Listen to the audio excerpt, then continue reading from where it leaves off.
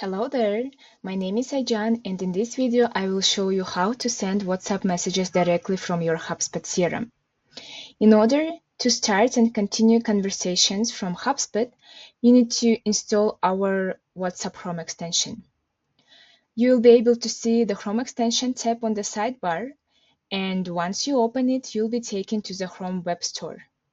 Here you can download TimelinesAI Chrome extension for free. And let's go to the HubSpot. Now, TimelinesAI Chrome extension will appear in the Extensions tab. Let's choose it and log into our account. Once you open the extension, it will automatically detect phone numbers from your CRM. So these two numbers were detected. If we choose one of these, we will be able to see the WhatsApp message history. As you can see, the last message was synchronized to HubSpot as notes, and you can send messages.